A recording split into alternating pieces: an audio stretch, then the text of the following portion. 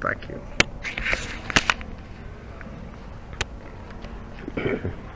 Meus amigos, que a paz de Jesus permaneça em nossos corações. Hoje nós vamos estudar o tema Deus e César, do terceiro volume dos 4 Evangelhos de Rustem. Esse tema se encontra em Mateus, no capítulo 22, versículo de 15 a 22, e Marcos, no capítulo 12, versículos de 13 a 17, e em Lucas, no capítulo 20, versículo de 20 a 26. Todos os 3 textos são bastante semelhantes. Aí nós vamos ficar com o de Mateus e já vamos fazer uma leitura com uma tradução mais próxima do texto grego. Retirando-se dali, os fariseus foram reunir-se num conselho, no Sinédrio, a fim de surpreenderem em sua doutrina.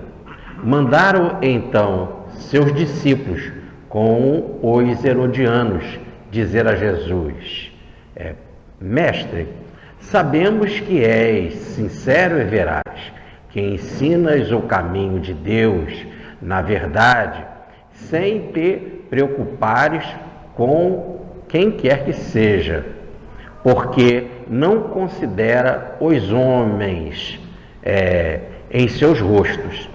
Dize-nos, pois, qual o teu parecer? É lícito pagar a César o tributo ou não?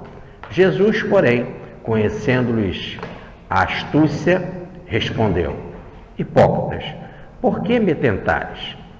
Mostrai-me a moeda com que se paga o tributo. Apresentaram-lhe um denário do tributo. Perguntou ele: de quem são essas imagens e esta imagem e esta inscrição? De César, responderam.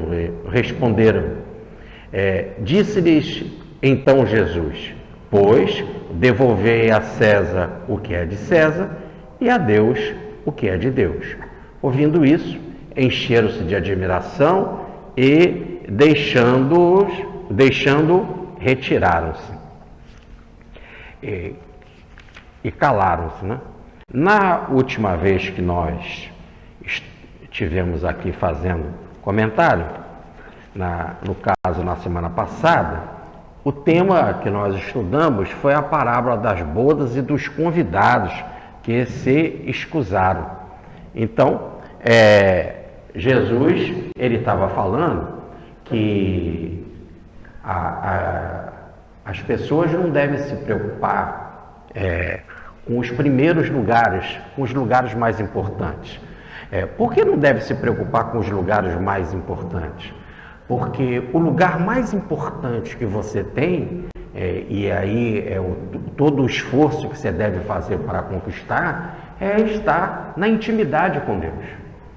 Toda vez que aqui a gente deixa de se preocupar com a humildade para poder estar mais íntimo de Deus e queremos aqui aparecer entre os homens, no sentido de se considerar mais importante do que os outros, nós estamos desmerecendo a própria família divina. Já que Deus não faz diferença entre pessoas, Ele faz com que o sol se derrame sobre justos e injustos. Faz com que a chuva derrame entre justos e injustos. Assim também, se Ele não faz acepção de pessoas, se Ele ama a todos e todos são os seus filhos, quando a gente quer os principais lugares, nós estamos querendo ser principal, quer dizer, o filho principal, ser o mais importante.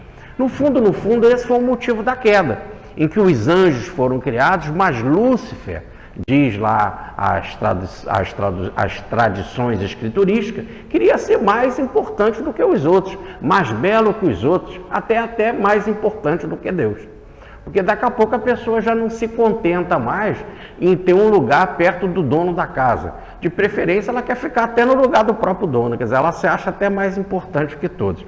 Então, não é aí Jesus não estava preocupado com o lugar em que você vai sentar. O tema em si estava falando dessa ideia de que quando você quer escolher um melhor lugar, não é porque você quer escolher apenas geograficamente, podemos dizer assim, ou no espaço, um determinado local. É que você quer se sentir melhor do que o outro. Ora, quando todos são irmãos, filhos do mesmo pai, né? E aí o pai não faz essa diferença. Outro tema que Jesus recomenda é então, aí nesse caso, a humildade e também a generosidade.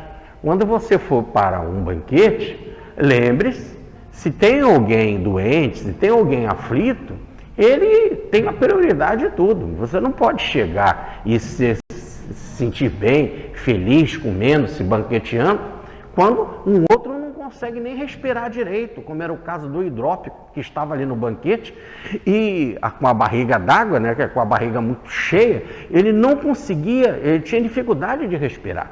E nós sabemos o quanto incomoda a dispneia, uma das situações mais desesperadoras, né? Nós sabemos até do perigo de quem está nessa situação, por exemplo, no caso de afogamento, ele fica tão desequilibrado que ele pode arrastar o outro também para o precipício, no caso, para a morte. Então, se é algo assim que incomoda tanto, poxa, por que não ser generoso? Por que não aliviar? Né? Independente das regras que as Escrituras mandam, regras que nós podemos seguir, né? Independente dela, há uma regra maior, que é de ser generoso. Um outro ponto em que Jesus lembra é, se você for chamado para um banquete, e aí foi o caso da última apresentação, preste atenção, como você vai estar bem no banquete com seus parentes, com seu vizinho rico, né? Com seus irmãos, com seus amigos, sabendo que existe uma porção de outros que são cegos, que são coxos, que são pobres, que estão mutilados e que não têm a oportunidade que você tem de comer. Então, sinceramente, fazendo uma reflexão, como é que você pode comer sabendo que tem tanta gente com fome? E nesse exato momento você não faz assim, né? Você não pensa assim, porque você não pensa no outro como sendo teu irmão. Porque se fosse o teu irmão, se você estivesse comendo e sabendo que o teu irmão está com fome, seu irmão, aí você não se sentiria em paz. Você ia atrás dele para tentar levar uma comida, para ajudá-lo, trazê-lo para casa. Mas por enquanto que nós não temos essa ideia para com toda a humanidade, e não vemos a humanidade como a grande família universal, há esse descaso, há essa ruptura. Aí Jesus então resolve fazer uma parábola sobre esse tema, dizendo que havia toda uma tradição naquela época que se dizia de se banquetear com Deus seria nada mais nada menos do que viver na intimidade com Deus. E hoje com a doutrina espírita, principalmente com a obra de André Luiz, falando dos alimentos no plano espiritual, ninguém nega que em plano maior também não tenha alimentos. Nós não podemos entender qual seria o alimento lá no plano divino, né? O Newton Boechat, o nosso grande, um dos primeiros nossos orientadores quando nós entramos para a doutrina, apresentou uma frase genial, que é o título de um dos seus capítulos, que aliás é do André Luiz, né? Agora lembrando, é do Nosso Lar, e ele foi lá beber na fonte, era o título de uma de suas belas palestras do Newton Boechat: Amor, Alimento das Almas. Então eu acho que em plano muito mais alto, o próprio amor alimenta de tal forma, e nós não podemos, já que nós não temos a vivência do amor pleno desta forma, do amor sem nenhum vínculo instintivo, qual é o sabor, a delícia e a satisfação que ele te dá? Bom, muito bem. Nós sabemos mesmo que os apaixonados, eles esquecem de comer, né? Estão tão fascinados. Vocês imaginem, aí no caso não é de esquecer de comer, porque está saciado, está se sentindo pleno. O amor nos deixa pleno. Então Jesus diz que Deus, por ser então esse amor, esse generoso, nós como só queremos dar banquete para os nossos amigos, nossos parentes, nossos irmãos, para vizinhos ricos, Deus não. Deus quer convidar a todos. Convida a todos que se encontram na encruzilhada da vida, na estrada da vida. Todos estão convidados para viver essa intimidade com Deus. Evidentemente que, como cada um está num nível evolutivo, para viver essa intimidade com Deus, né? Os mais evoluídos chegarão primeiro. Serão os primeiros a se banquetear. Depois, automaticamente, vem os outros, que por evolução vão aprendendo com os mais evoluídos. É lei da vida, diz a grande síntese, que o maior tem que ensinar ao menor. Se o maior tem que ensinar ao menor, cabe então o mais evoluído, que está vivendo essa intimidade com Deus, ajudar pelo exemplo, pela doutrina, pelo ensinamento, a que os outros também subam para viver essa intimidade com Deus. Só que aqui na Terra, e aí está o problema, né? Vamos lembrar, Deus convida a todos. Evidentemente que aquele que estiver mais preparado é o que vai se banquetear, é o que vai chegar primeiro. Só que aqui na Terra, as coisas processam da seguinte forma: existem determinadas pessoas e nessas pessoas determinados grupos que acabam, essas pessoas, por afinidade semelhante atrai semelhante, frequentarem esses grupos em que elas automaticamente se acham que elas já estão na intimidade com Deus e que elas têm direito de se banquetear com Deus. Simplesmente pelo local, pela profissão, pelas atitudes dela na vida, pelas obras que elas fazem. Então a pessoa acha que porque ela faz determinadas obras, ou melhor, porque tem determinado comportamento, então automaticamente ela é uma pessoa diferente, ela é uma pessoa especial e que Deus dará para ela essa oportunidade de se banquetear com Ele. Porque acham que, dada o seu estilo, o seu modus de vida, o modus operandi, o modo em que elas operam a vida, dará para elas essa condição. E quase sempre isso está na mão dos religiosos. Os religiosos, eles quase sempre se colocam nessa posição de extrema vaidade. Como eles levam a mensagem divina, que é a mensagem que faz o convite para se banquetear com Deus, para que todos sejam chamados para se banquetear com Deus, eles acham que porque são os transmissores dessa mensagem, que eles já estão, podemos dizer assim, com créditos para receber esse pagamento, esse tributo divino. Ora, e aí eles começam a criar um grupo, um partido, né? Que são o partido dos melhores, o partido dos salvos. Então é muito interessante. Por exemplo, a Igreja Católica, ela coloca lá os guias da Igreja Católica, os orientadores, aqueles que administram a palavra do convite divino, porque muitos são chamados para que todos possam se banquetear com Deus. Os que administram essa palavra já têm um nome especial, né? Padre,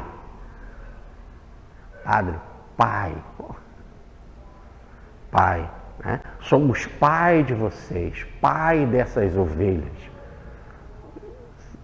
Será que são pais? Então, por exemplo, uma passagem no Evangelho de Mateus, no capítulo 23, versículo 9, 10, em que Jesus diz: a ninguém chameis pai na terra. O que é pai?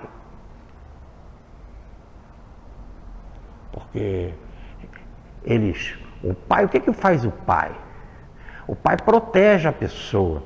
O pai ensina o menino a caminhar. O pai dá comida para o menino. O pai responde os porquês do menino. O pai é a segurança do menino. O menino depende do pai. Tudo que o menino tem, tudo que ele aprende, é através do pai. Tudo que ele come, pai e mãe, né? Isso é porque nós estamos numa civilização, no caso judaica, que era daquela época, e por isso fala a palavra pai. Mas o menino recebe tudo do pai, toda a segurança. Ele aprende a andar, ele aprende a falar, ele ganha comida, ele é alimentado, até no início que ele não sabe, tem que botar na boca, tudo pelo pai. Então o pai é a causa da sua vida. É o seu protetor, é o seu sustentáculo. O dia que um sacerdote na igreja agir assim com a população, realmente ele está se apresentando como um pai adotivo, né? Que adotou aquela comunidade e tem postura de pastor, que cuida da ovelha com carinho, com devotamento, alimentando não só materialmente, mas espiritualmente, protegendo, cuidando. Puxa, mas por enquanto que não tem, esse título de padre, de pai, é extremamente vaidoso. Por exemplo, quando foi dado esse título, inicialmente, havia esta ideia. É o pai da comunidade, é o presbítero. Começa da palavra bispo lá no grego, lá na época do cristianismo primitivo, né? Que é o presbítero, é o mais velho.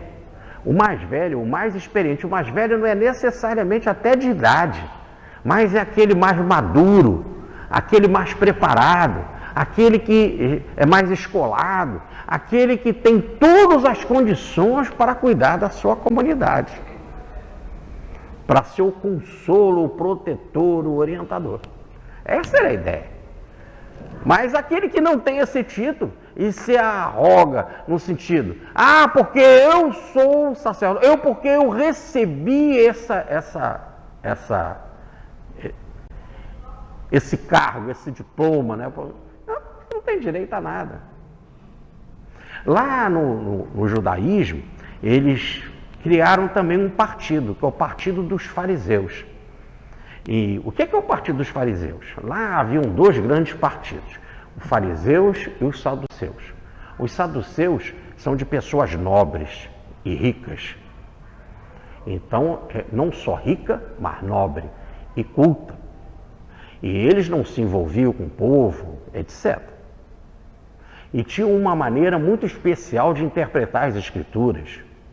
Por exemplo, eles não acreditavam na ressurreição. Aí na ressurreição é não só no sentido físico, até no sentido espiritual.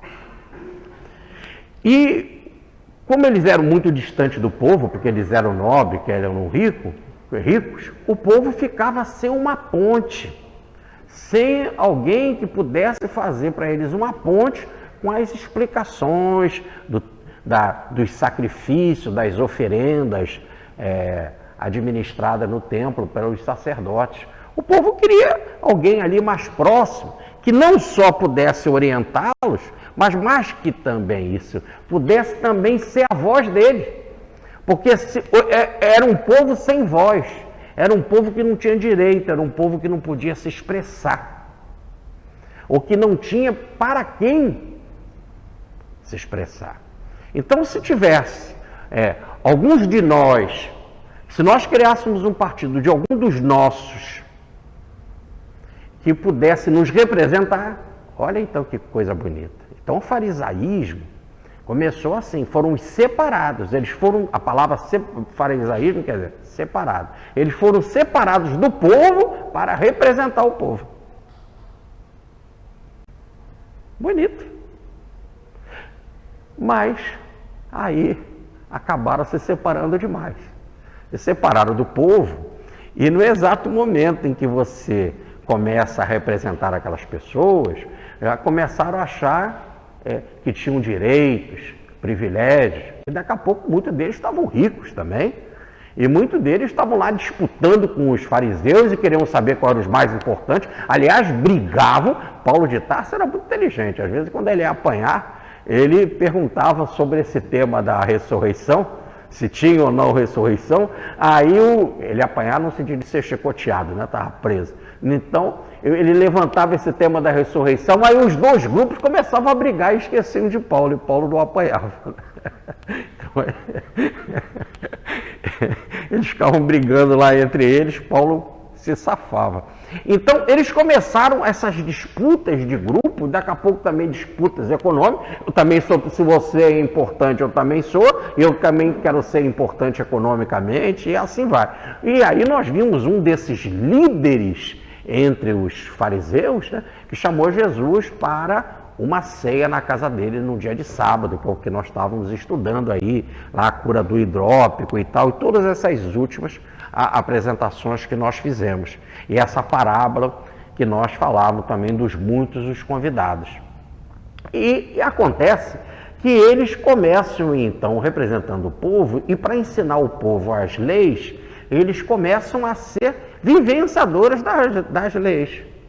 E de repente eles começam a ser tão exclusivistas e tão rígidos nas suas vivências da lei, né, que começam a exigir que o povo seja assim, e daqui a pouco eles começam a pensar, olha, não, porque nós cumprimos de tal forma, ao pé da letra, com rigor, com muito rigor. Aí dizia Jesus, coloca um peso tremendo no ombro do povo. Nem vocês carregam, nem deixa o povo carregar. Acabam ficando muito rígidos, frios, sem consolo, porque é tanta regra que você esquece de consolar. Então a pessoa fez um erro, aí você vai com todo o peso, o rigor da lei, e esquece também que a lei fala de amor, a lei fala de misericórdia, fala de compreensão. Esquece que quando foi construído o templo, colocaram lá duas colunas, a de Joaquim e a de Boaz. E a coluna de Joaquim, lá no templo de Salomão, é a da misericórdia. Não só a de Boaz, que é a da justiça, do rigor, da força. Tem que haver um equilíbrio, tem que haver um tempero nisso. E eles começaram a ficar tão rigorosos que acabaram ficando secos. E acabaram interpretando assim. Olha, como nós vivemos de tal forma a lei, está explicado porque que nós somos separados. Nós somos melhores que os outros que não vivem a lei como nós vivemos. Só esqueciam daquilo que Jesus estava dando como lição. Foi comer na casa de um deles, estava lá um doente, todo mundo comendo, o cara não respirava direito por ser idólatra. Daqui a pouco estavam disputando os melhores lugares. E, mais ainda, estavam lá se banqueteando, como tem tanta gente com fome, tanto pobre, tanto cego, tanto mutilado, tanto coxo, e que ninguém se lembrava deles. Esqueceram, como seguidores da lei, que Deus é pai de todo mundo. Então, vem a parábola da vez passada. Muitos os convidados, poucos os escolhidos. Aí, então, começa a ideia da parábola chamando essas autoridades. Eles são chamados para participar do banquete. Um diz, eu não posso porque eu comprei lá uma nova fazenda, eu tenho que ver minhas terras. Eu não posso porque eu comprei 5 juntas de boi, eu tenho que ir lá ver o meu negócio. O outro, eu não posso porque eu casei e eu tenho direito à lua de mel. Outros nem responderam. Pegaram logo esses que foram convidar e machucaram eles, bateram e até mataram alguns. Foram violentos. Então são níveis diferentes, cada um age de uma época. Um quer propriedade, o outro quer negócio, o outro quer sensualidade, lua de mel, o outro ainda estão na fase da violência. E é até violência que chega ao desrespeito maior da lei, do mandamento, que é não matarás, chega ao ponto de matar. Quer dizer, não são nem cumpridores da lei. Então, esses daí se escusaram e não se interessaram para viver na intimidade com Deus. Por isso que Deus, então, diz assim, olha, se esses que deveriam ter o privilégio, porque olha bem, se muitos são os chamados para a intimidade com Deus, é lógico que quem prega sobre esse assunto deveria ter prioridade. Porque você prega da boca para fora ou prega porque vive, porque acredita pelo seu exemplo. Olha que situação é essa minha que estou agora aqui fazendo a palestra. Né? Olha que situação minha. Eu estou dizendo que Deus diz que muitos são os convidados e será que eu já posso viver nessa intimidade? Não. E se eu não posso viver nessa intimidade, eu também não posso exigir que o público faça isso. Mas dizer bem claro, a lei exige isso. A lei pede que a gente vá buscar essa intimidade com Deus. E que eu ainda não tenho. Ainda essa condição. Aí é diferente.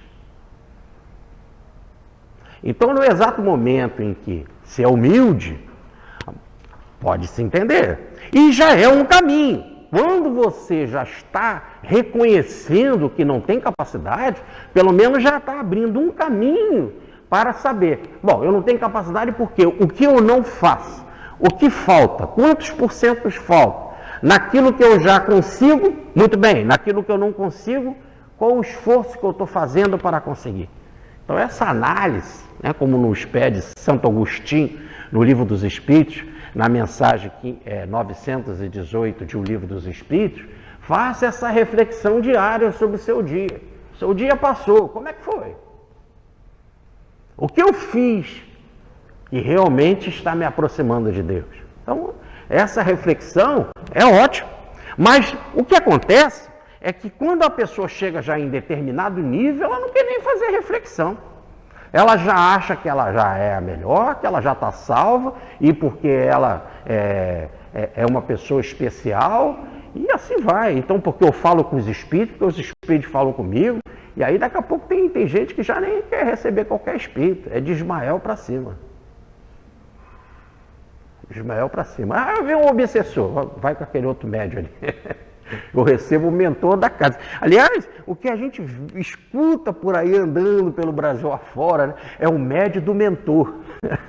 O médio do mentor. Quando nós sabemos de caso de Chico Xavier, que recebia os espíritos mais variados, às vezes até rastejava no chão.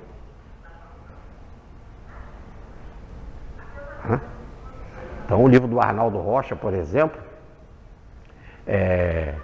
conta sessões do nosso Chico lá no grupo Meimei e em outros encontros que ele teve com o Chico, entrando nesses detalhes. Muito bem. Então, no exato momento em que esses que se acham que são os pregadores, que são os diretores, os donos das são os pregadores da religião, né? Das religiões mais variadas, se eles estão num nível de vaidade, de orgulho, de ambição, então, fiquem para aí. Estão pedindo para se desculpar porque não querem viver nessa intimidade? Ótimo. Então, vamos chamar todo mundo. É aí, então, que muitos foram chamados. No sentido de que agora ficou claro, quer dizer, quando a humanidade chega num determinado nível evolutivo, a gente compreende, que é o nível que a gente vive agora, que não adianta, isso nós que estudamos o Evangelho, Espírito e Verdade, nós sabemos que não adianta título. Ah, porque eu sou médio do Regeneração, ou porque eu sou um padre da Igreja Católica, ou porque eu sou pastor da igreja tal, ou porque o meu templo é o mais importante de São Paulo, o mais rico, ou então porque eu nem frequento templo nenhum.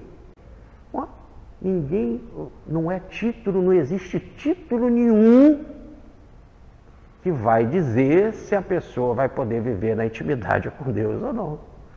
Só tem uma forma dela viver na intimidade de Deus, se ela é verdadeiramente humilde e generosa.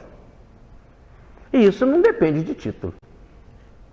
Isso não depende de humildade, generosidade e ter e espírito de fraternidade, ter toda a família, toda a humanidade como irmão, é algo íntimo que não depende de título nenhum. Quem tem essas condições, vai. Quem não tem essas condições, tem que voltar e se preparar. E como é que se chama essa intimidade com Deus? Na parábola é boda, é casamento. Você tem que se preparar para esse grande festim, para essa grande unidade, para essa grande boda com Deus. E aí é quando o Senhor entra para no tribunal da consciência ver se as pessoas estão preparadas ou não. Aquele que estiver preparado vai viver essa intimidade com Deus. Quem não estiver preparado, não vai viver. Ainda tem que voltar e continuar no ciclo evolutivo. É aí que a parábola então coloca que havia um que não estava com a veste nupcial pronta. Ou melhor, que não podia ter intimidade com Deus. Que veste é essa? Aí nós dizíamos, né? E lembrávamos aqui do caso do simbólico, né? É simbólico, isso é uma historinha, lá do Adão e Eva. Né? Adão, ele vivia no paraíso, e diz a passagem, a palavra é Éden, né? Éden quer dizer delícia. Então, lá ele vivia intimidade com Deus. Olha aí, estava acasalado com Deus. Estava acasalado com Deus. Por quê? Porque diz uma das passagens que toda tardinha Deus vinha bater papo com ele. Então, num local cheio de frutas, né, com rios, com 4 rios maravilhosos, quer dizer, e toda a natureza era benéfica, até todos os animais vieram do campo, ele deu nome para cada animal, quer dizer, havia uma harmonia de toda a natureza, havia abundância de tudo. Era um jardim protegido, a palavra jardim quer dizer cercado, algo então protegido. Então ele estava seguro, estava farto e vivia em intimidade com Deus. Como é a linguagem? À tardinha o Senhor vinha conversar com ele. E havia uma lei no Éden. Qual era a lei do Éden? Que ele não devia de comer do fruto da árvore do conhecimento do bem e do mal. Que do dia que ele comesse esse fruto, ou melhor, no dia que ele resolvesse criar leis para ele e fazer o que ele quer, escolher para ele o que é bem e o que é mal, e não segundo a vontade divina, que só manda algo que é o amor, que é a lei do amor, da generosidade, ele perderia essa condição de intimidade com Deus. Ou melhor, ele se fecharia no amor. Quando você se fecha no amor, na intimidade com Deus, baixa a sua vibração. O amor te coloca na vibração mais alta. Quando você sai dessa vibração mais alta e baixa, ela se fecha em termos de, que é o que se chama de adultério, ou melhor, de traição, de infidelidade, de falta de confiança, porque quando você não acredita no outro, né, e não cumpre então a lei do outro, faltou confiança, faltou crédito. Nesse exato momento, você baixa a sua vibração, cai. Esse cair, quando diz que houve a queda de Adão, não vamos necessariamente interpretar uma queda física. Baixou a sua vibração, caiu a sua vibração. Em vez de ser a vibração mais alta, lá, podemos dizer, do espectro da cor, né, das cores, onde que se chega na vibração mais alta, que vai além das cores, que é o ultravioleta, o sujeito despenca e começa a baixar a sua vibração até chegar à vibração mais densa, né, o infravermelho. Quer dizer, ele fica opaco. Ele vai se de espiritualizado, de fluido espiritualizado, ele vai se condensando até que ele se materializa. Ele se fecha em si mesmo. Quando ele se fecha em si mesmo, ele perde o conhecimento de Deus, perde o contato com Deus, tanto que ele se esconde de Deus. Diz lá a passagem, ele se escondeu atrás da árvore, quer dizer, essa é a imagem de viver longe de Deus, escondido de Deus, às ocultas de Deus, daí perder o contato com Deus, e chegou ao grau de materialidade em que foi dado para ele uma túnica de pele. E ele, então, que é a reencarnação, e é lançado por terra, quer dizer, começa a reencarnação. A túnica de pele é a materialização. Então, qual era a intimidade que ele tinha com Deus? Era como ele se relacionava com Deus. Por amor. Aquela veste é que é a veste nupcial, é que é a veste da intimidade.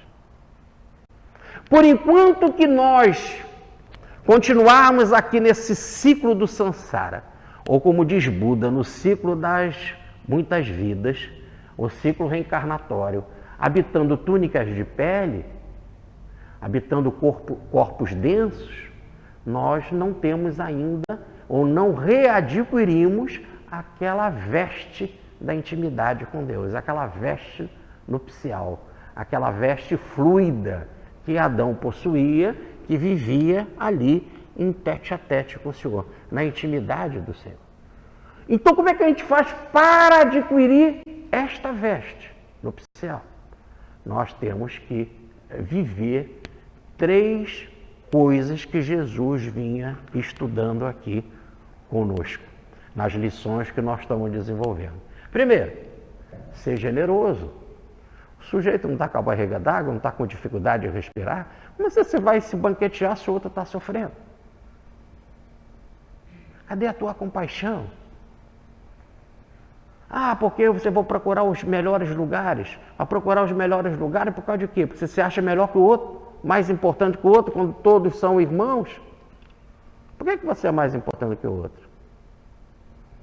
Onde está o seu carinho pelo outro? Onde está o seu amor pelo outro? Onde está a delicadeza de dar o lugar para o outro? Não diz que o homem tem que ser educado e dar o lugar para a mulher, né? Deixar ela na frente. Assim também o amigo faz, a pessoa que você gosta, dizer, por favor, pode ir na frente. Né? Então, essa urbanidade, né? Essa humildade, que vai gerar o mais importante desse nível de urbanidade, que é a humildade. Essa é a segunda condição. Então, a primeira é a generosidade, depois a humildade. E depois, quando você for dar um banquete, convida a todos. Não só os seus amigos, não só os seus parentes, não só o vizinho rico, mas convida a todos. Saibam que os outros que estão com fome, os pobres, cegos, coxos, mutilados, também pertencem à família divina. São teus irmãos. E como um teu irmão, e você só está pensando em termos de sangue, você não deixaria com fome, por que vai deixar o outro? Ah, mas se você deixa o outro porque você ainda não tem a visão de que ele é tão irmão teu como o de sangue. Você ainda faz diferença, diferença racial, diferença religiosa, diferença de família. E o pai mesmo não faz essa diferença. É o espírito, então, de fraternidade. Fraternidade, frater. Ter todos por frater, ou irmãos. Essa é a grande fraternidade. Então, esses são os 3 princípios fundamentais para voltar a ter aquela veste nupcial, ou melhor, a veste da intimidade, de se acasalar com Deus. Sair desse estado denso. Como que nós vamos nos fluidificando, nós vamos nos limpando, desmaterializando, através das reencarnações. Aí vem o Livro dos Espíritos, na pergunta 67. Como nós temos muito que expiar, a gente reencarna. E até quando a gente reencarna? Diz a pergunta 68. Até que se ache limpo de todas as impurezas. Deixa de ser bronco e chega a ser fluido. Deixa de ser a veste do pecado e passa a ter do erro, da condensação, da materialidade para ser a veste fluida ou nupcial, a veste pura, alva, e leve, espiritual. E isso demora muito? As reencarnações são muito numerosas, pergunta 169 de O Livro dos Espíritos. E aí, se você depois que passou por muita reencarnação, chega lá, quer ficar nessa intimidade com Deus, o Senhor vai olhar. Quer dizer, os senhores do karma, aqueles que trabalham, que estão na nossa frente no carreira evolutivo, vão ver as nossas dificuldades e vão mandar o sujeito reencarnar outra vez. Atar pés irmãos, ou melhor, reencarnar, botar outra vez uma túnica de pele, ir para onde há prantos e ranger de dentes, através do processo expiatório, através do processo purgatório, da via purgativa, para chegar à iluminação, à compreensão e ser aceso por amor. São as 3 vias do processo evolutivo. A via purgativa é a limpeza, a via iluminativa é a da compreensão e a via do fogo ou do ser aceso é a via do amor, do calor amoroso. Então, passaremos então por esse processo alquímico, esse processo de transformação, para renascermos outra vez naquela veste nupcial. Por que eu falei isso tudo aqui? E levei aqui meia hora para contar isso. por causa desta primeira frase daqui do texto. Qual é a frase? Ela diz assim: retirando-se dali, os fariseus foram reunir-se em conselho a fim de o surpreenderem no que dissesse. Mandaram então, diz o outro versículo, então seus discípulos com os herodianos dizer a Jesus: mestre. E aí entra a lição. Ou melhor, eles se retiraram dali danados da vida, porque eles achavam que eles já tinham essa intimidade com Deus. E quem não tem essa intimidade com Deus tem que continuar aqui com os pés e as mãos amarrados num processo de purificação nas trevas interiores. Isso para todo mundo, inclusive para aqueles que se escusaram ir para o banquete, porque preferiram entre a morada divina, a morada daqui na terra. Entre o negócio divino, preferiu as transações aqui na terra. Entre o casamento com Deus, preferiram a sensualidade aqui na terra. E entre tratar a todos com generosidade, preferiram ser violentos e criminosos desrespeitando a lei. Esses, piores do que o povo, estão muito mais distantes da intimidade com Deus. Por isso que eles saíram danados. É isso que diz o texto. E eles saíram dali, foram se reunir em conselho, quer dizer, no sinédrio, entre os principais, e para bolar um jeito de pegar Jesus na sua doutrina, no seu ensino. Aí está a palavra, mas no original está logoi, no sentido de ensino, na sua doutrina. Vamos arrumar um jeito de pegá-lo. Para isso, vamos mandar os nossos discípulos e os herodianos juntos. Vamos falar para interrogar Jesus, com astúcia, com malícia. Os discípulos dele são os que frequentavam a escola religiosa, a escola judaica, onde que receberiam o título de cursavam a escola rabínica, onde receberiam, no final do curso, o título de rabi, o título de mestre. Aí a palavra rabi, aí está no sentido de professor. Eram como eles achavam, eles eram professores dos outros. É um professor que conhece a matéria, mas não vive a matéria. Então eles vão mandar os seus discípulos junto com os herodianos. Quem são os herodianos? Aqueles que tinham intimidade, ou eram do partido, ou melhor, defensores do governo de Herodes, para arrumar um jeito de pegar Jesus. Só que os dois grupos não se falavam. Os dois grupos se odiavam. Os fariseus não gostavam dos herodianos. Vamos entender isso. Os romanos chegaram, invadiram as terras dos judeus, invadiram Israel e se assentaram em Israel. Colocaram lá um pretor, um governador, para dirigir. No caso daquela época, era Pilatos. Então, a autoridade que mandava era Pilatos. E os seguidores, os súditos de Pilatos. Mas os fariseus, então, que representavam o povo, pelo menos originalmente eles tinham esta obrigação, eles não gostavam dos romanos. Por quê? Porque eles tinham de pagar o imposto para os romanos. E eles achavam isso um erro. Achavam mesmo que era uma falta de lesa majestade. Quer dizer, estamos lesando a verdadeira majestade. Qual é a verdadeira majestade? Deus. Então nós não devemos pagar tributo a César, porque eu tenho uma majestade maior que César, que é Deus. Então eu tenho que pagar o tributo para Deus. E como que se faz para pagar o tributo para Deus? Rápido e claro, na visão do mundo. Entrega no templo. Eu aqui dizia, numa certa brincadeira um dia, né?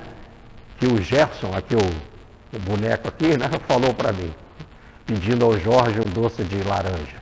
Entrega para mim para eu levar para ele. Né? Então, é a mesma ideia.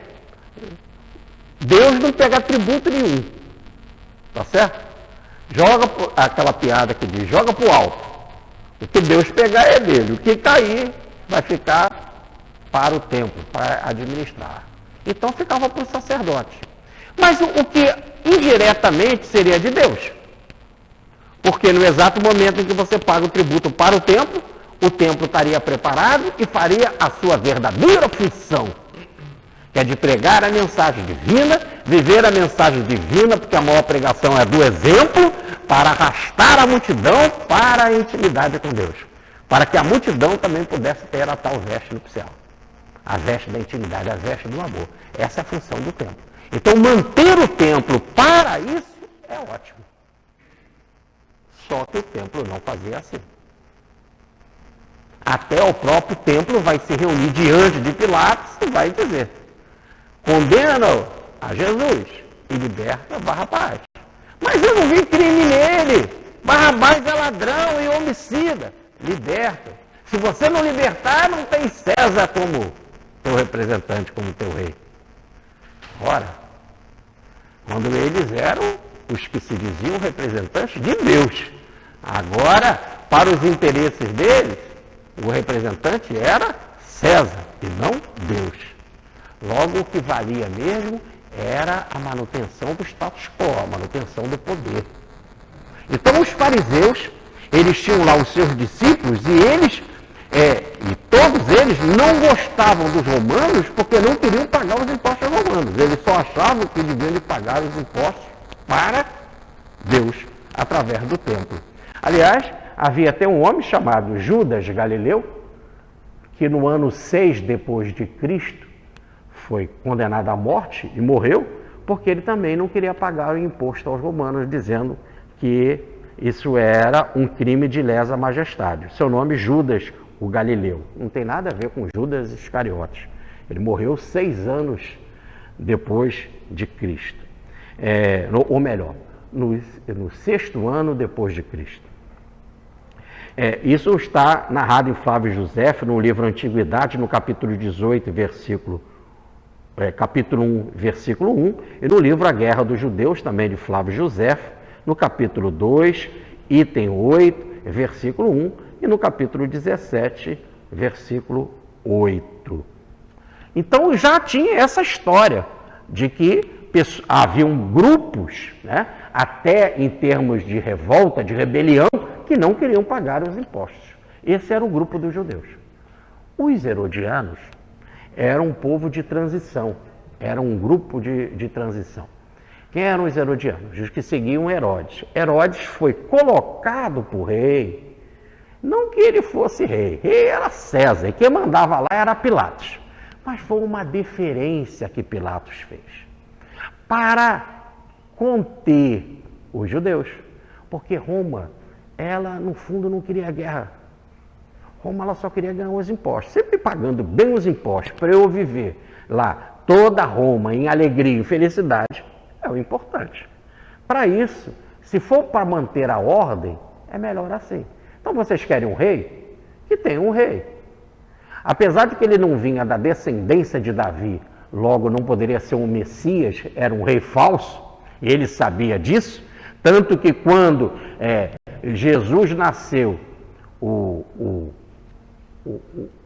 Herodes I lá, né? Não é esse da época agora de Jesus. O Herodes I, o Herodes o Grande, mandou matar as criancinhas todas para matar Jesus, com medo de depois Jesus reivindicar o reino para ele, porque ele sim era descendente de Davi, não Herodes. Mas ele estava ali como para contemporizar, no sentido de dizer, olha, quem administra externamente esse povo é um rei chamado Herodes. Com isso ficava melhor para o povo, aparentemente melhor.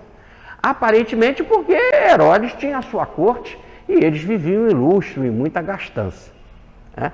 Mas havia sempre aquela ideia, pelo menos é um rei judeu. Não é da linhagem de Davi, mas é um rei judeu. Com isso melhorava. Mas eles, então, para poder, os herodianos, se manterem no poder, quando eu falo os herodianos, é a corte, para eles se manterem no poder, quer dizer, para Herodes se manter no poder, e se mantendo no poder, sustentar aquela corte, toda aquela gastança, eles tinham de ser amiguinho dos romanos. Não que eles gostassem dos romanos, mas para poder manter o cargo, faziam a política da boa vizinhança. Né? Bajulavam, né? Tentavam agradar e etc. Tanto que sempre quando havia festas, Pilatos, os romanos eram convidados para as comilanças, para os banquetes. Nós vimos isso lá na morte de Herodes, na morte de João Batista, né, na festa em que aquela menina dançou, como é o nome dela? Salomé dançou, né? Então lá no grande banquete, ali Herodes chamava as autoridades, os ricos, inclusive as autoridades romanas, para poder ter esse bom convívio e se manter no poder. Logo, os dois grupos não se davam bem, se odiavam. O grupo dos fariseus e o grupo dos herodianos. Só que agora eles tinham um inimigo comum, que era Jesus. Também os dois odiavam Jesus, os dois grupos. Primeiro, os fariseus, por aquilo que Jesus pregava. Né? Como ele entrou no templo e revirou lá, as mesas reviraram, tirem essas coisas daqui, não façam da casa do meu pai covil de ladrões, etc. Bom, segundo, os herodianos também não gostavam, principalmente porque se tivesse lá uma rebelião, e se ele fosse o Messias mesmo, o rei de Herodes ia acabar, porque quem vai assumir como rei seria o Messias. E o Messias legítimo, que é descendente de Davi. Então os herodianos também não gostavam dele. Então, como eles tinham um inimigo comum, eles se uniram. É bem a astúcia do mundo. Eu não gosto de você, mas nós não gostamos, nem você gosta de mim. Mas nós não gostamos de um inimigo que é muito pior na cabeça deles. Então vamos nos unir.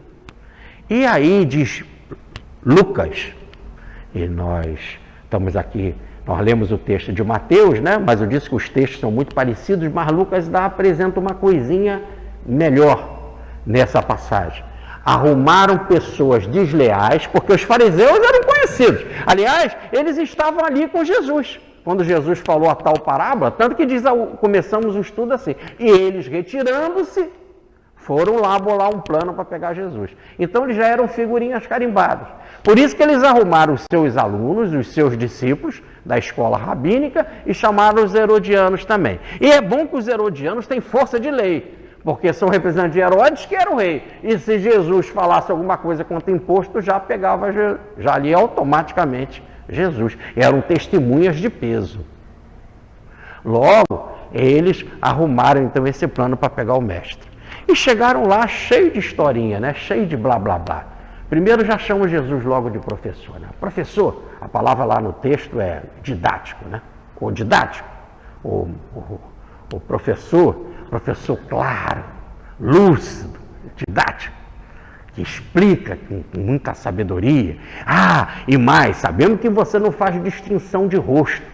Não escolhe uma pessoa porque ela é bonita, nem feia, ou porque ela é importante, ou porque ela é pobre, porque ela é rica, porque ela é autoridade, porque ela é sábia. Você não faz distinção de pessoas. Sabemos, então, mais que além de você ser sábio, de você falar muito bem, ter uma doutrina maravilhosa, você não faz separação de pessoas, gosta de todos e prega a verdade, sem fazer nenhuma fronteira ou distinção. Fala o que é. Fala o que é. O que tem que ser dito. Muito bem. Quer dizer, não enrola. Não tenta falar para um grupo, fala de um jeito, para o outro fala do outro, etc. Muito bem. Já sabendo que você é assim, Senhor, devemos ou não pagar tributo a César? Então, quando eles falam isso, devemos pagar ou não tributo a César, eles já tinham a resposta. Eles não queriam pagar tributo a César, os romanos. Nem os herodianos queriam pagar tributo a César, nenhum dos dois grupos. Mas os herodianos não pagavam para se manter no poder e continuar ganhando as benesses de ser rei e poder viver numa corte. Mas eles também não queriam.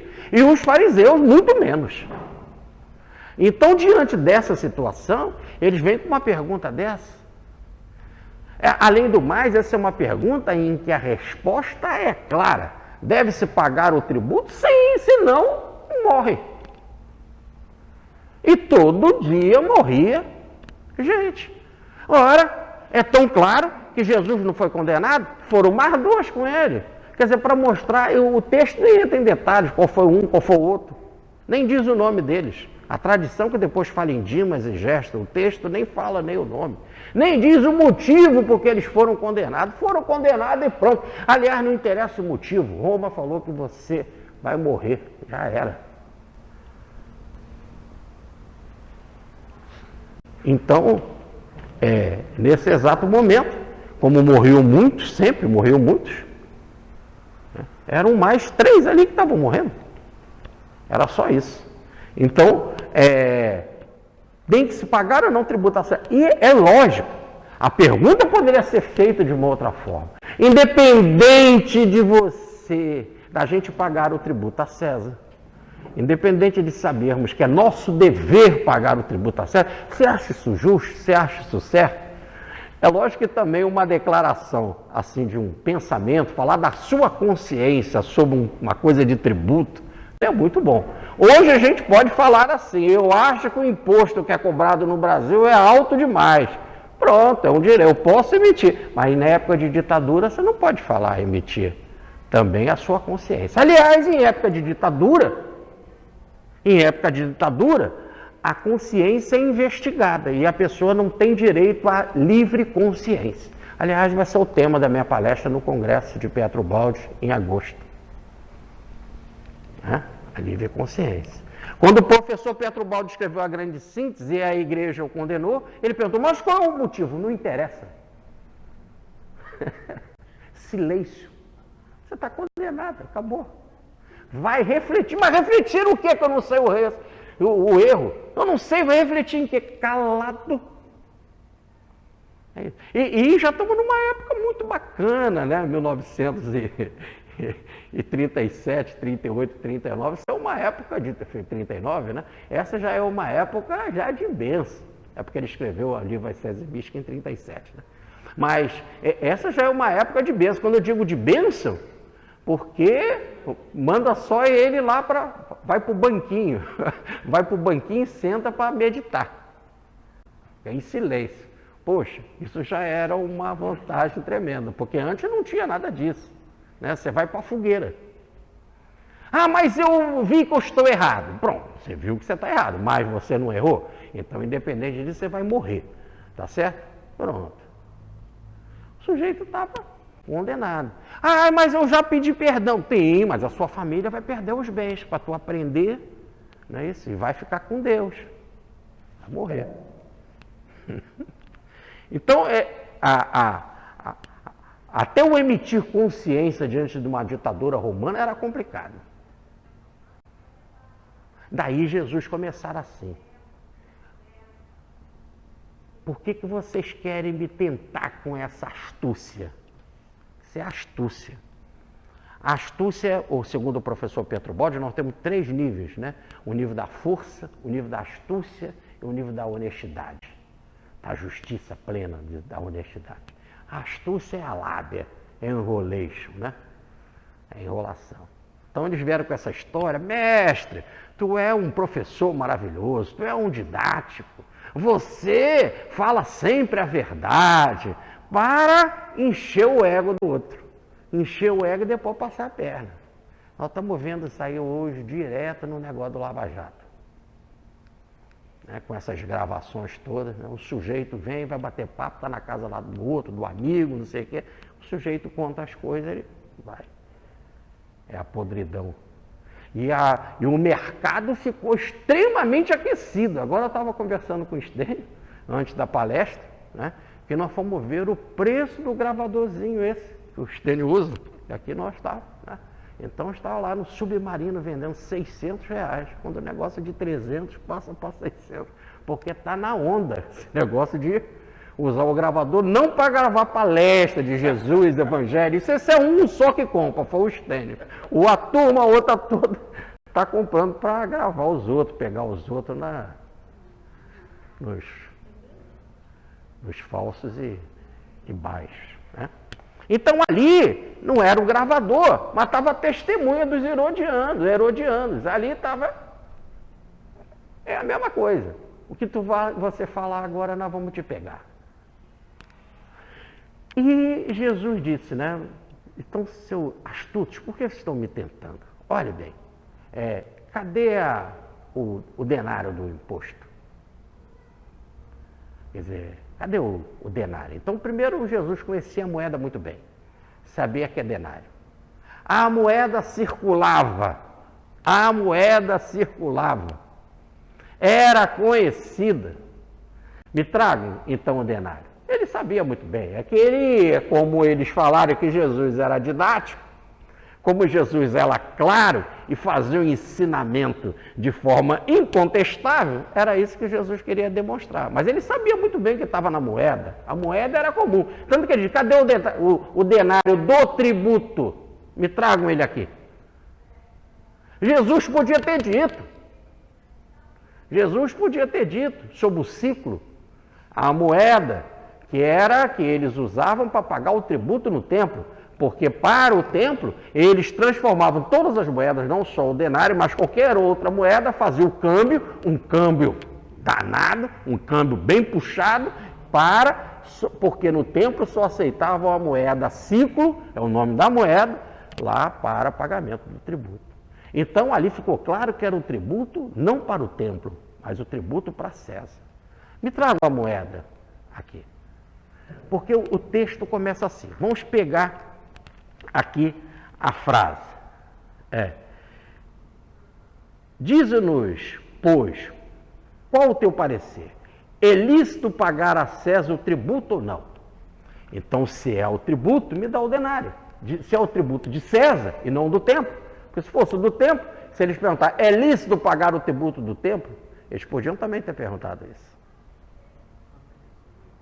Mas isso aí eles não vão. Aliás, Jesus já ia morrer ali na hora, né? No levante que eles iam fazer. Eles vão direto no caso de César. Então é lícito. Então, Jesus, me traga o denário aqui. De quem é a esfinge e a inscrição? E eles disseram de César. Aí viu o nome dele, né? César Tibério Augusto. Era o imperador da época. Eu trouxe a moedinha aqui, que as escavações fizeram, e até no verso tinha a Lívia, a parente dele. Mas está aqui a moeda, que as escavações encontraram. Depois, se vocês quiserem dar uma olhada aqui de perto, está aqui o Tibério, né? Que foi o terceiro, né? Depois de César, vem César, Augusto e Tibério. E que reinou até 37. Então, ali até aquele período de Jesus, que foi 33, né? Então, aqui está o Tibério e a inscrição da moeda. Qual a inscrição? O nome dele.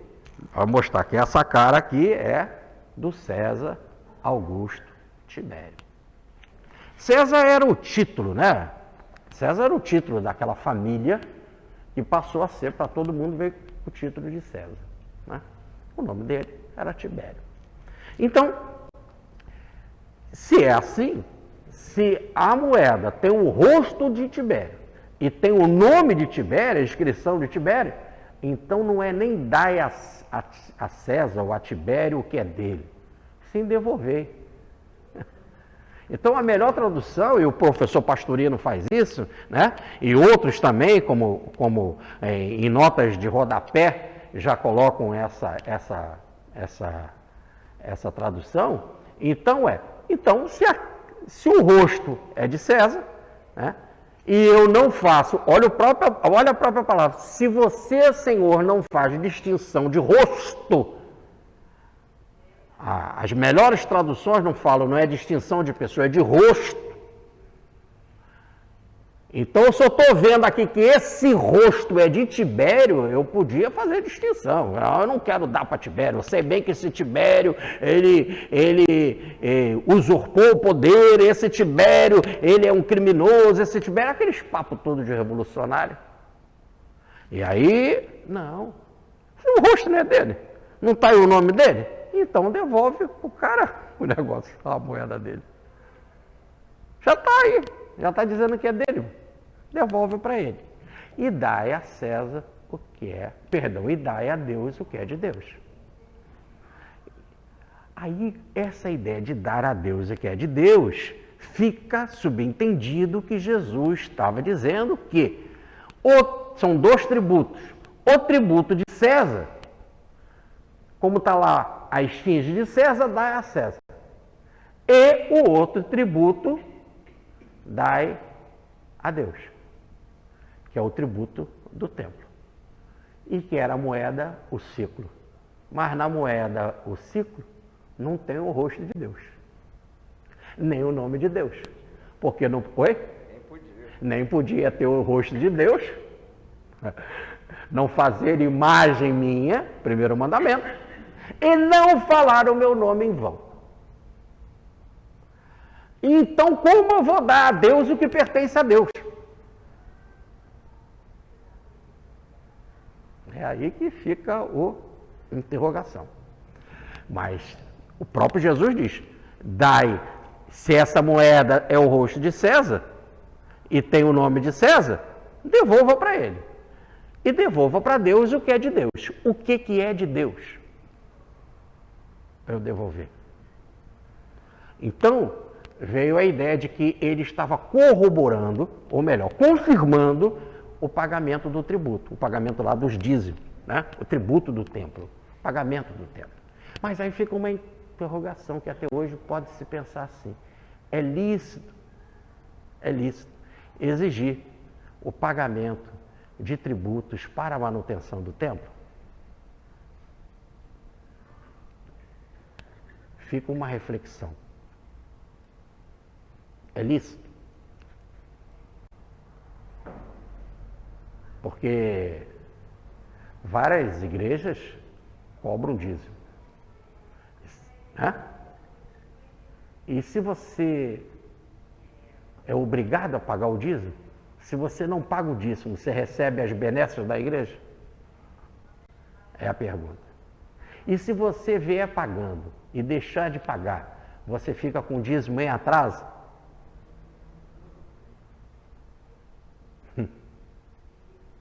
Essa é a pergunta. E você fica em dízimo em atraso, no sentido de você ficar devendo a Deus? Ficar devendo ao templo? Então você fala assim, mas como? Mas o centro espírita faz assim, porque se ele não tem o dízimo, ele tem as mensalidades. E você pode chegar e pagar a mensalidade no centro espírita. A pergunta é, você paga porque quer ou é obrigado? Aqui dentro faz alguma diferença para aquele que paga e aquele que não paga? Por exemplo, esse grupo do lado daqui da esquerda paga tributo. Os do lado da direita não pagam. Por isso que eu estou falando do lado de lá, não falei aqui para o lado de vocês. Não tem lógica isso. Aqui não se faz essa diferença. Aliás, nem interessa saber quem paga, quem não paga. Tá certo? Esse pagar vai ganhar a mesma coisa. O que é que vai ganhar? A mesma palestra, quando tem passo, o mesmo passo e a mesma água fluidificada. E não pagou, tem direito à reunião de desobsessão, tem direito a tudo. Ajudar a instituição é algo, antes de tudo, ajudar a instituição é algo, antes de tudo, que você pensa assim, eu vou ajudar a instituição. Por quê? Porque é importante para ela poder se manter e fazer o trabalho maravilhoso de ajudar a outros, como eu também estou me esforçando para viver em intimidade com Deus, e outros viverem também essa intimidade com Deus. Mas o que é mais extraordinário é quando a instituição tem uma indústria, ela tem um comércio, tem alguma coisa que ela mesmo se mantém. e que ela, comércio, indústria, administrado pelos seus próprios frequentadores e que não cobram nada para administrar isso. E nós sabemos o quanto é difícil essa gerência. O próprio Kardec dizia que os diretores do espiritismo deviam ter salário. Para quê? Para ele poder ter o tempo dele usado para aquela administração. Porque senão, a família dele, como é que ele vai viver, etc. Né? Aliás, Paulo já dizia isso. Que todo trabalhador é digno do seu salário, repetindo Jesus, mas para não ser pesado a ninguém, ele trabalhava de noite, para sustentar a ele mesmo e não ser pesado a ninguém. Então é algo que nós temos que refletir. O Pastorino, aí nesse caso, ele conta algo maravilhoso. Aí, quando ele estuda aqui essa passagem, sabe, Estênio? Ele conta algo que ele tinha lá, a revistinha, e tem esse estudo do Evangelho que era publicado em série. E isso tem custo. Para ter custo, ele fez uma agência de propaganda.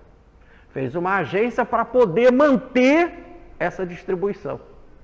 Só que ele tinha de escrever essas coisas todas, pesquisar, pensar isso tudo, né, que tomava muito da sua energia, muito do seu tempo. Acabou também não sendo ele um bom administrador, talvez, e não ter, talvez, a capacidade devida para administrar isso. E nós sabemos que a situação ficou complicada. Há contas,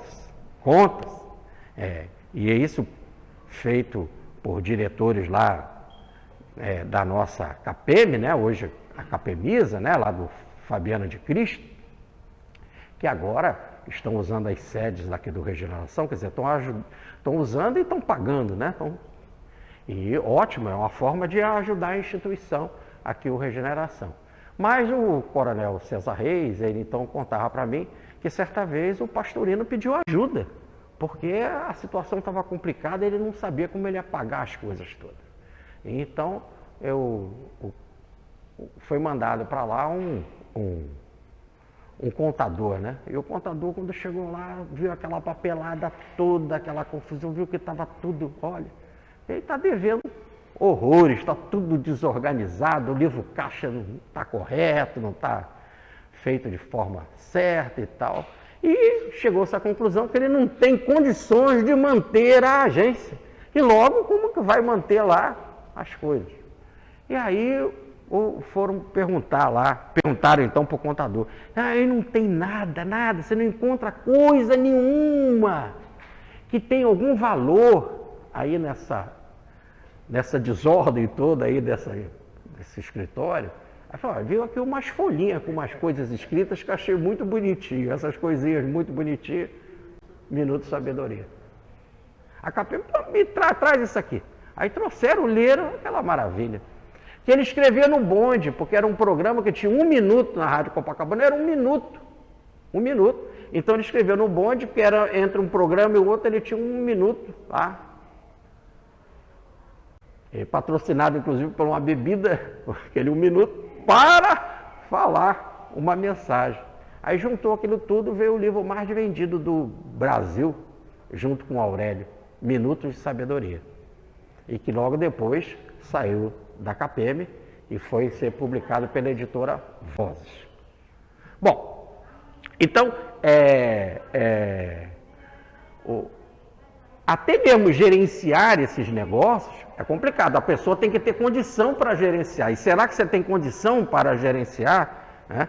Então, será que não seria melhor colocar um administrador e pagar ele, alguém competente? Então, tudo isso tem que levar em consideração.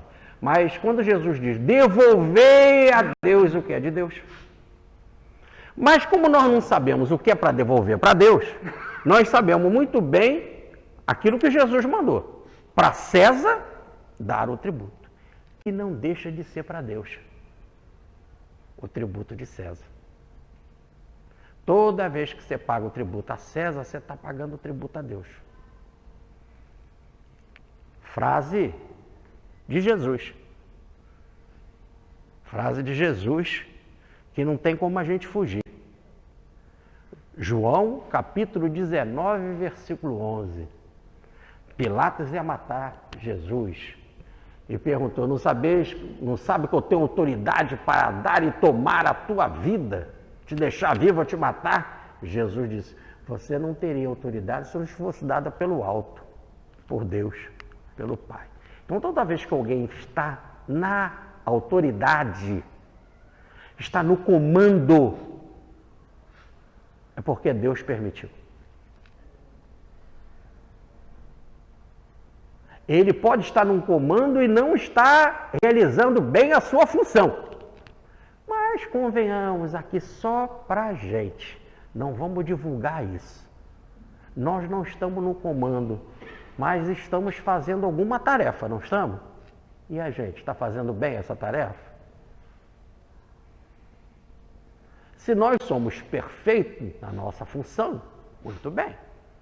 Mas como a gente não é perfeito, ou então estamos dando uma de fariseu achando que a gente é perfeito e quer exigir que o governo seja perfeito. O governo é material humano como você.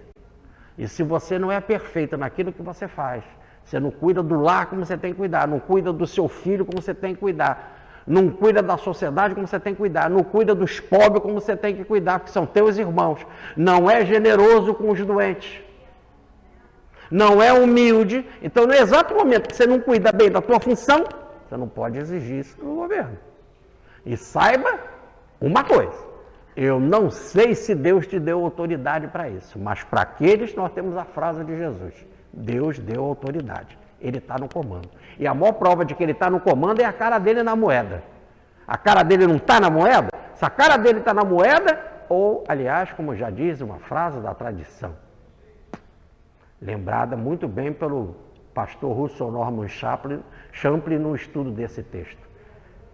Quem tem a cara na moeda é que manda. Quem distribui a moeda é quem manda. Deixando bem claro que algo mais importante de um governo é a parte econômica. A parte que move o governo e que as pessoas mais se interessam é pelo bolso. Aliás, já tem uma frase de Maquiavel. Mate o pai da pessoa, mas não atrase o salário dela. E você pode dizer que Maquiavel está como? Maquiavel, como diz o professor Petro Baldi, deu uma bufetada na cara dos que se acham privilegiados e melhores do que os outros. Porque é muito bem claro isso. Foge o teu salário, mexe no teu dinheiro para ver o que você faz. Então fica aí de forma bem registrada. E Maquiavel está certo, porque não está dizendo que Maquiavel concorda com isso. Ele está dizendo que esse é o nível das pessoas. Ele está fazendo uma radiografia. Tire uma chapa do pulmão daquele fumante que você vai ver uma mancha preta. Ele não está dizendo e aplaudindo a mancha preta, ele está constatando uma realidade. Tire uma chapa do fígado daquele alcoólatra, que você vai ver que o fígado não está bom. Tire o salário daquela pessoa, que você vai ver como que ela vai gritar muito mais do que se tirar o pai dela.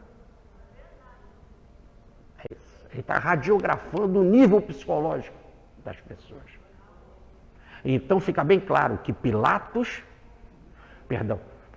que o governo estava sob a autoridade de Tibério. E Tibério precisa de dinheiro para manter a corte. Como você precisa do dinheiro também para manter as coisinhas na sua casa. Aí você vai, eu estou preocupado com feijão. Muito bem, mas se você tiver um dinheiro a mais, quando nós estamos na época de gastança, a gente tem coisas mais. Quando não está, você luta pelo feijão. Como você queria ter coisas mais gostosinhas na sua casa, não é isso? O Tibério também quer. Então ele usa do imposto também para ter as vantagens da corte e gerar tudo isso que nós temos aí. Escola, segurança pública, e luz, e etc. etc, etc, etc. Tá certo? E temos segurança pública assim. Pode estar mal, mas tem. Porque se não tivesse mesmo, aí que a coisa estava ruim. Pelo menos tem o básico. É isso. Agora, que tem corrupção, tem desequilíbrio, tem esse é o nível. E ninguém está dizendo que o Senhor que bota o poderoso no trono, frase de Maria, é o Senhor que eleva o humilde e abaixa o poderoso. Quem vai fazer esse trabalho de baixar e elevar o humilde, de elevar o humilde e abaixar o poderoso, é o Senhor, não somos nós. Nós não podemos querer fazer justiça com as próprias mãos. Então a gente adora falar do governo, fazer revolução quando você cumpre a tua parte. Porque vem aqueles que são específicos para a revolução. São missionários específicos que vêm para fazer essas mudanças de governo, essas transformações sociais, essas novas leis, as situações militares. Se você não tem, você vai ser só como o quê? Vai agir como aqueles outros que foram convidados, pegaram os convidados e apedrejaram? E mataram? Isso é uma forma violenta, uma violência que, sem lei, é um mundo sem lei, de desordem. Completamente diferente de algo que é organizado, que é planejado. É lógico que ninguém aqui está aplaudindo as revoluções, mas repare que uma revolução ela é planejada. Né? Até mesmo quando vai haver um ataque lá, quando vai haver um motim, qualquer coisa, se planeja, se organiza. Agora tem gente que não, que passa o dia inteiro falando mal do governo, você faz a tua parte. Você ajuda alguém a ler. Ah, porque não tem educação, não tem educação. Você ajuda alguém a ter educação. Qual é a tua contribuição? Você só taca papel sujo na rua. Ah, porque é educação. Você estaciona no lugar certo. Você anda dentro das leis do trânsito certo. Esses são os tributos sociais. Tributo que nós temos que fazer com a humanidade. Como é que você faz? Você ajuda as crianças. Você dá bom exemplo para as crianças. Não só suas, mas as outras crianças. Ajuda os velhos. O que você sobra na tua casa, tu joga fora ou dá para aquele que está com fome? Então, qual é a sua participação? Então, eu trouxe aqui uma mensagem do Emmanuel, falando sobre esse assunto, que está no livro sobre dar a César o que é de César e a Deus o que é de Deus, e que está no livro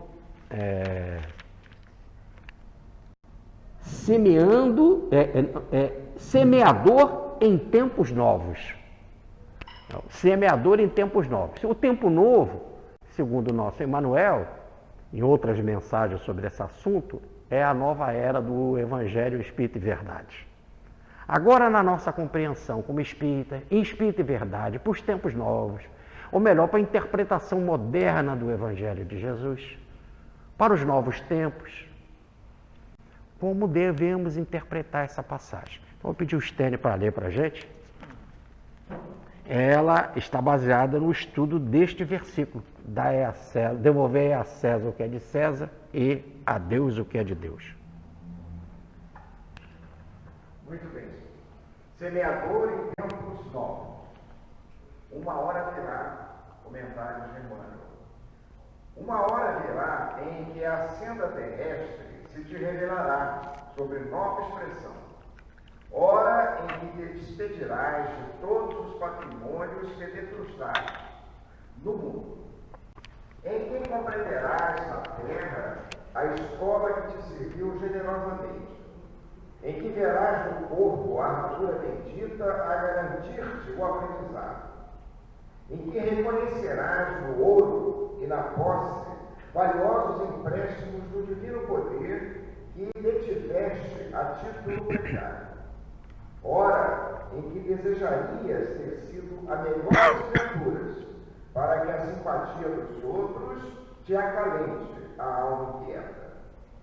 Em que todos os nobres ideais, não cumpridos, surgirão a teus olhos, perguntando: por que nos esqueceste?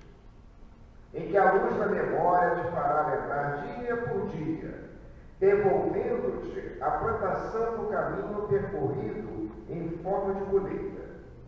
Ora, em que o pensamento, por mais célebre, não recuperará os minutos perdidos, em que as mãos, por mais vigentes, não conseguirão retroceder para realizar a tarefa menosprezada, e em que a língua, por mais culta, não conseguirá recuar para refazer as palavras irrefletidas. O aprendiz chega ao dia da aferição de aproveitamento, o operário atinge a ocasião em que será julgado pela obra feita. Alcançarás igualmente a hora inevitável em que cessará tua presença visível entre os homens, para que a terra te julgue. Vive, assim, de acordo com a simplicidade do amor e cogitando esta verdade, plasmando o bem por onde transites, sem olvidar os tesouros do tempo, de que o mal em nosso espírito, ainda mesmo quando estejamos libertos da algema física pela graça da morte, será sempre o inferno, que não nos permitirá viver o sol nem o céu dos céus.